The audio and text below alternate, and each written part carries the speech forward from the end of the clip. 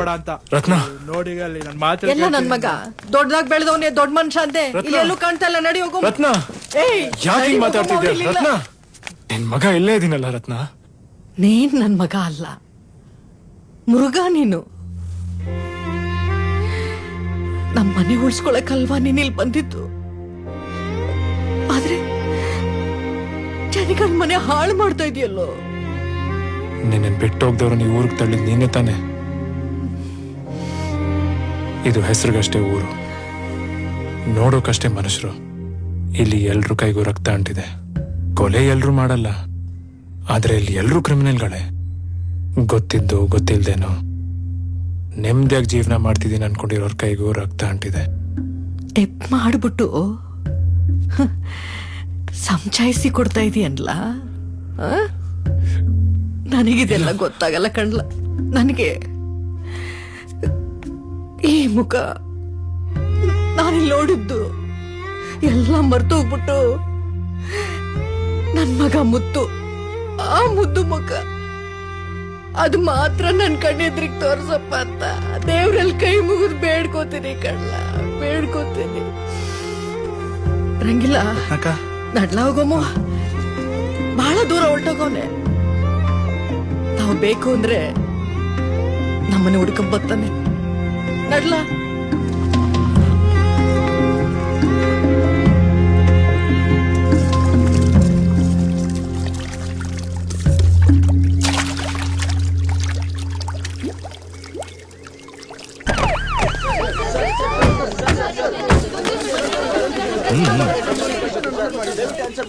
Sir, public place ಅಲ್ಲಿ ಮದುವೆ ಮಂಟಪದಲ್ಲೆಲ್ಲ shootout ನಡೀತಾ ಇದೆ ಸರ್. ನೀವು ನಿಮ್ ಎಂಟೈರ್ ಟೀಮ್ ಇದ್ರು ನಿಮ್ ಕಣ್ಮುಂದೆನೆ ಈ ತರ ಇನ್ಸಿಡೆಂಟ್ಸ್. ನಮ್ಮ ಪ್ರಶ್ನೆಗೆ ಉತ್ತರ ಕೊಡಿ ಸರ್. ಹಾಲಲ್ಲಾದರೂ ಹಾಕು, ನೀರಲ್ಲಾದರೂ ಹಾಕು, ರಾಘವೇಂದ್ರ. ಸರ್, ಗಾರ್ಬೇಜ್ ಗಂಗನ ಹೊರಹಾಕಿದ್ದಾರೆ ಅಂತ ಸುದ್ದಿ ಇದೆ. ಅದು ಅವ್ರ ಮನೆಯಲ್ಲಿ. ಏಯ್, ಟೀ ಬಿಸ್ಕೆಟ್ ಕೊಡ ಅವ್ರಿಗೆ.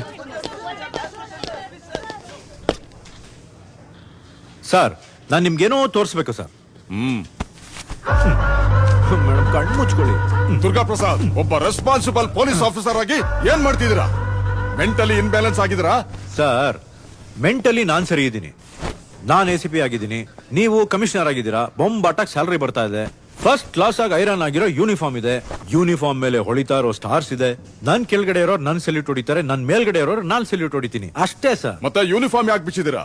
ಸರ್, ಆಕ್ಚುಲಿ ಏನ್ ಗೊತ್ತಾ, ಸ್ಯಾಟರ್ಡೆ ನೈಟು ಅರ್ಧಂಬರ್ಧ ಸೀರೆ ಉಟ್ಕೊಂಡು ಗವರ್ಮೆಂಟ್ ಕಾಲೇಜ್ ಬಾಯ್ಸ್ ಹಾಸ್ಟೆಲ್ ಆಚೆ ಬೀಟ್ ಹೊಡಿಯೋಂಗಾಗೋಯ್ತು ಸರ್ ನಮ್ ಪರಿಸ್ಥಿತಿ.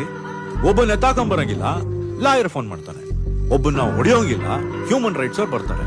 ಒಬ್ಬನ ಮಾತಾಡ್ಸಂಗೂ ಇಲ್ಲ, ಪೊಲಿಟಿಷಿಯನ್ ಫೋನ್ ಮಾಡ್ತಾರೆ. ಆಚೆ ಹೋದ್ರೆ ಮೀಡಿಯಾ, ಒಳಗ್ ಬಂದ್ರೆ ನೀವು.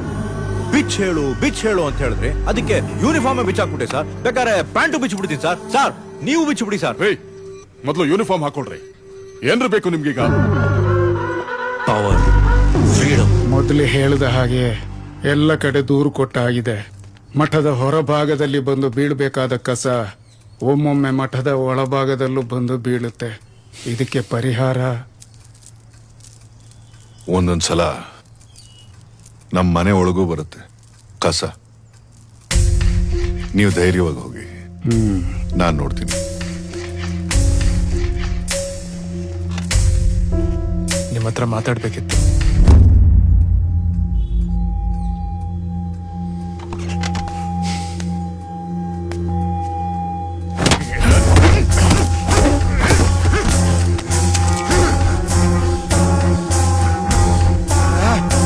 ಈ ಮನೇಲಿ ಹೆಣ ಬೀಳೋದು ನನಗಿಷ್ಟ ಇಲ್ಲ.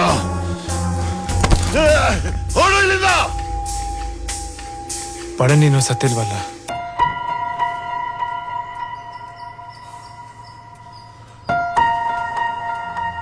ಏನಂದೆ? ಏಯ್,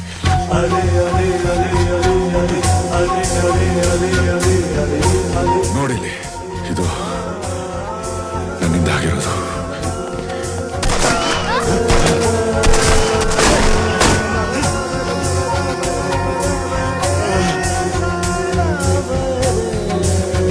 ಇದು ನಿನ್ನಿಂದ ಆಗಿರೋದು. ನಾನು ಹೇಗಾದ್ರೂ ಮಾಡಿ ಊರಿಗೆ ವಾಪಸ್ ಹೋಗ್ಬೇಕು. ನನಗಿದು ಯಾವುದು ಬೇಡ. ಇದನ್ನೆಲ್ಲ ನೋಡಿ ಸಾಕಾಗೋಗಿದೆ. ಬೆಳಿಗ್ಗೆ ಎದ್ರೆ ಹಸುವಿನ ಕೊಡ್ಲಿನ ಶಬ್ದ ಕಿವಿಗ್ ಬೀಳ್ಬೇಕು, ಸಗಣಿ ವಾಸನೆ ಮೂಗಿಗೆ ಹೊಡಿಬೇಕು, ಅಮ್ಮನ ಕೈಲಿ ಮುದ್ದು ಮಾಡಿಸ್ಕೊಂಡು ಕೈ ತುತ್ತು ತಿನ್ಬೇಕು. ನಮ್ಮ ಹುಡುಗರ ಜೊತೆ ಊರೆಲ್ಲ ಸುತ್ತಾಡಿ ರಾತ್ರಿ ಬಂದ್ ಗಂಜಿ ಕುಡಿದ್ರೆ ಕಣ್ ತುಂಬಾ ನೆಮ್ಮದಿಯಾಗಿ ನಿದ್ದೆ ಬರ್ಬೇಕು. ನಾನು ಊರಿಗೆ ವಾಪಸ್ ಹೋಗ್ಬೇಕು. ನಂಗೊಂದು ಸಾಧಾರಣ ಜೀವನ ಬೇಕು.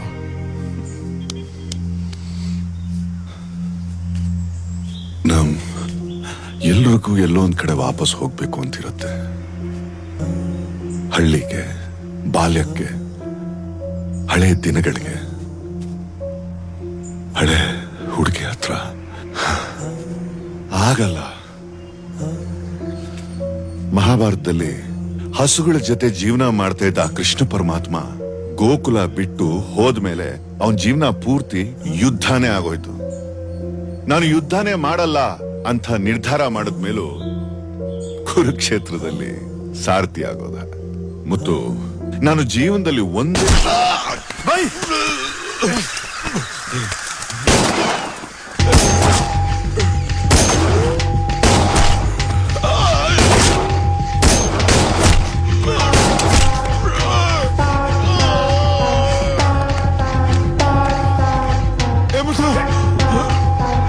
ಕೇಳಲಿ, ನನ್ನ ಯುದ್ಧ ಮುಗೀತು. ನೀನು ಹುಲಿ ಸವಾರಿ ಹತ್ತಿದ್ಯಾ, ಇಳಿದ್ರೆ ತಿಂದು ಬಿಡುತ್ತೆ. ಇದು ಬರೀ ನಿನ್ನ ಸೇಡಿನ ಯುದ್ಧ ಅಲ್ಲ, ಸಮಾಜಕ್ಕೆ ಕೊಡೋ ನ್ಯಾಯದ ಯುದ್ಧ. ನಿನ್ನ ಪ್ರಾಣ ಉಳಿಸ್ಕೊಳ್ಳೋದು ಮುಖ್ಯ. ಅಜ್ಞಾತವಾಸ ಅನುಭವಿಸ್ಲೇಬೇಕು. ಹಾಸ್ಪಿಟಲ್ ಕರ್ಕೊಂಡು ಹೋಗ್ತೀನಿ. ಮೊದಲು ಒಂದ್ ನಿಮಿಷ ಹಾಸ್ಪಿಟಲ್ ಹೋಗೋಣ. ಏನ್ ಹೇಳ್ತಿದ್ದೀರಾ ಬೈ? ಏನ್ ಮಾಡ್ತಿದ್ದೀರಾ ಬೈ? ಬೈ ನನ್ ಮಾತು ಕೇಳಿ ಬೈ, ಪ್ಲೀಸ್ ನಡೀರಿ ಬೈ. ಹೇಳಿ ಬೈ, ಹಾಸ್ಪಿಟಲ್ ಹೋಗೋಣ ಹೇಳಿ ಬೈ. ನಿಮ್ಮೊಬ್ರನ್ನ ಬಿಟ್ಟು ನಾನು ಹೆಂಗ್ ಹೋಗ್ಲಿ?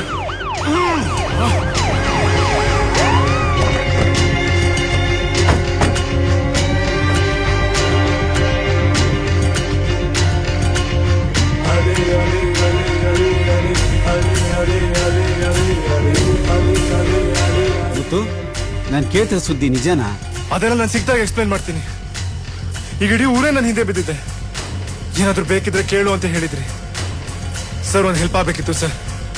ನಾನಿಂದ ಎಸ್ಕೇಪ್ ಆಗ್ಬೇಕು. ಯಾವುದೇ ಕಾರಣಕ್ಕೂ ಊರಿಗೆ ಹೋಗೋ ಯೋಚನೆ ಮಾಡಬೇಡ. ಬೆಂಗಳೂರು ಸೇಫ್ ಅಲ್ಲ. ಹೇಗಾದ್ರೂ ಮಾಡಿ ಮೈಸೂರು